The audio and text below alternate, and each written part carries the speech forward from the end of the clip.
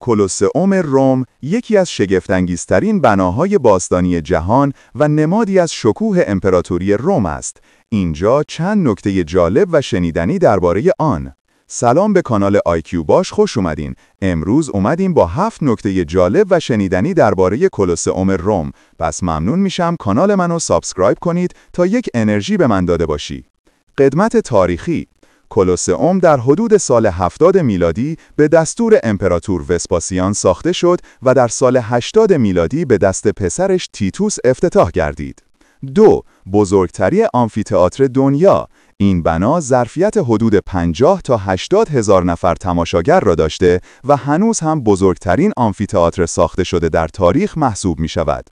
3. نمایش‌های خونین. در کلوسئوم جنگ‌های گالادیاتورها، شکار حیوانات وحشی مانند شیر، ببر، فیل و خرس و حتی نبردهای دریایی شبیه سازی شده برگزار می‌شد. 4. سیستم پیشرفته. این بنا دارای آسانسورهای چوبی و مکانیزم‌های زیرزمینی بود که حیوانات و صحنه‌ها را ناگهان به وسط میدان می‌آوردند. 5. نماد قدرت و ترس. برای امپراتوران روم، برگزاری نمایش‌ها در کلوسئوم راهی برای نمایش قدرت، جلب محبوبیت مردم و ایجاد رعب و هیبت بود. 6. آسیب‌ها و زلزله‌ها. کلوسئوم در طول تاریخ چندین بار بر اثر زلزله و غارت سنگ‌ها آسیب دید، اما هنوز بخش بزرگی از آن پابرجاست.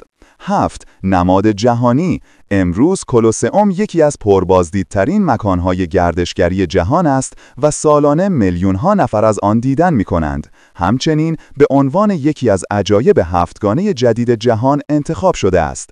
پس تا یک ویدئوی دیگر که یکی از 7 عجایب شگفت‌انگیز دنیا را به اشتراک بذارم، شما را به خدای متعال می‌سپارم. پیروز و پرنشاط باشید.